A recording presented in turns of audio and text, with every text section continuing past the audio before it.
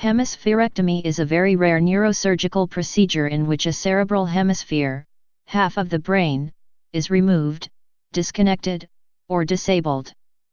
This procedure is used to treat a variety of seizure disorders where the source of the epilepsy is localized to a broad area of a single hemisphere of the brain, notably Rasmussen's encephalitis. About 1 in 3 patients with epilepsy will continue to have persistent seizures despite epileptic drug therapy. Hemispherectomy is reserved for the most extreme cases of this 1/3 in which the individual's seizures are irresponsive to medications or other less invasive surgeries and significantly impair functioning or put the patient at risk of further complications.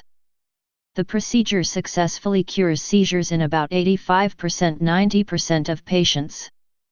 Additionally, it is also known to often markedly improve the cognitive functioning and development of the individual. History and development.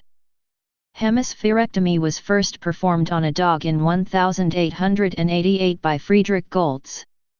The first such operation on humans was done by Walter Dandy in 1928 for glioblastoma multiforme.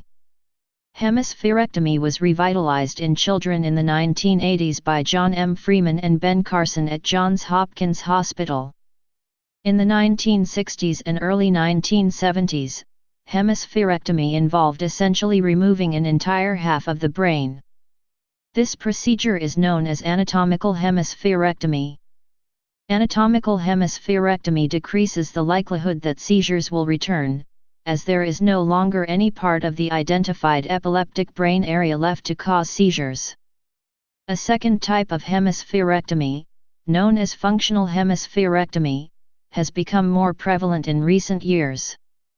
In this procedure, only the epileptic portions of that side of the brain are removed, as opposed to the entire hemisphere.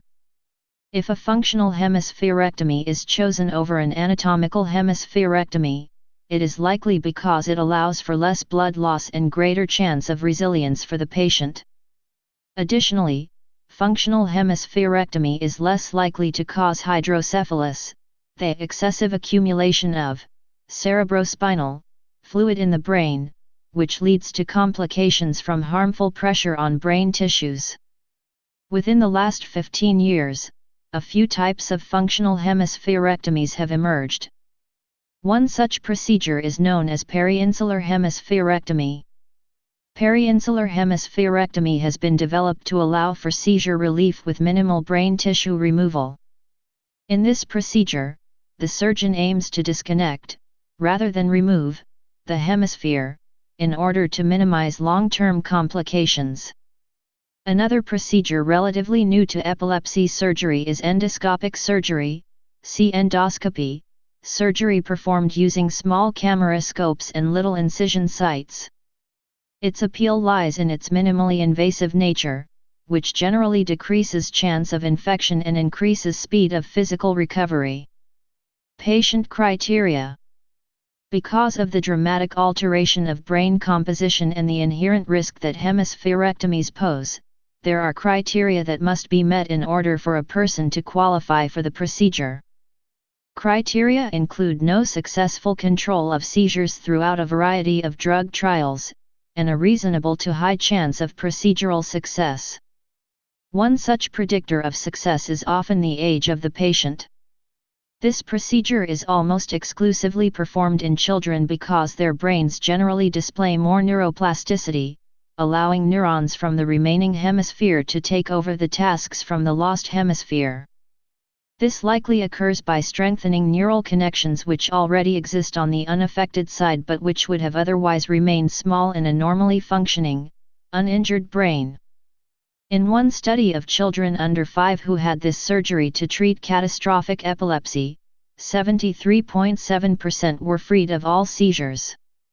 Success of the procedure is not, however, limited to children. A study in 2007 indicated the long-term efficacy of anatomic hemispherectomy in carefully selected adults, with seizure control sustainable over multiple decades. A case study published in 2015 of 2 adults aged 48 and 38 demonstrated the success of functional hemispherectomy in treating status epilepticus, SE, an epileptic condition in which seizures are prolonged or occur closely together. In 2012, a case study following 30 individuals having undergone some form of hemispherectomy in adulthood found that 81% of individuals were seizure-free post-procedure. Furthermore, almost all participating patients reported improved quality of life. The conclusion: A. Adult patients do not have to expect more problems with new deficits, appear to cope quite well, and mostly profit from surgery in several quality of life domains. Ultimately, the chances of benefit and improvement to the individual must outweigh the costs.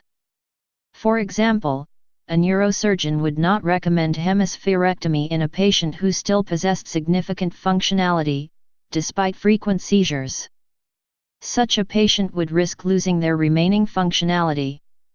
Likewise, hemispherectomy likely would be recommended to a patient with debilitating seizures.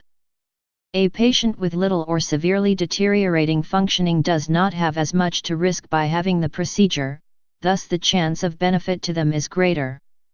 Depending on the case, a recommendation for a hemispherectomy could be more risky for a child than for an adult.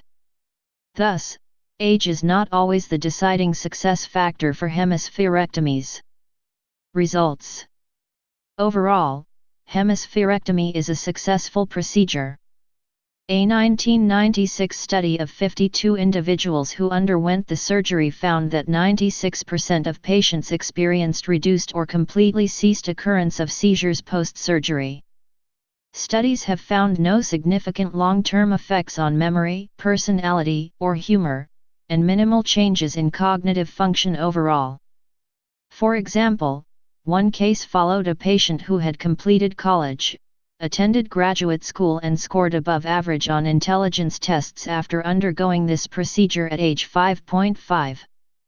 This patient eventually developed superior language and intellectual abilities despite the removal of the left hemisphere, which contains the classical language zones. When resecting the left hemisphere, evidence indicates that some advanced language functions, e.g., higher-order grammar, cannot be entirely assumed by the right side. The extent of advanced language loss is often dependent on the patient's age at the time of surgery. One study following the cognitive development of 2 adolescent boys who had undergone hemispherectomy found that brain plasticity and development arise, in part, from the brain's adaptation of behavioral needs to fit available strengths and biases. The boy adapts the task to fit his brain more than he adapts his brain to fit the task. Neuroplasticity after hemispherectomy does not imply complete regain of previous functioning, but rather the ability to adapt to the current abilities of the brain in such a way that the individual may still function, however differently the new way of functioning is. Along with neuroplasticity, people who undergo hemispherectomies remarkably recover due to resilience. Resilience is the ability, in this case, of the brain being able to recover from a tough situation and take back its shape. Neuroplasticity resilience explains why the hemisphere that is still intact is able to recover many of the functions that were once the removed hemisphere's job. Resilience here is an action in patients with hemispherectomies in which they recover and navigate back to health. Traumatic hemispherectomy. There are cases where a person that received major trauma to one side of the brain, such as a gunshot wound, has required a hemispherectomy and survived. The most notable case is that of Ahad Israfil, who lost the right side of his cerebrum in 1987 in a gun-related work accident. He eventually regained most of his faculties, though he still required a wheelchair. It was noted that reconstructive surgery was difficult due to the gunshot shattering his skull, and he is living with a large indentation on that side of his head. Please subscribe and thanks for watching.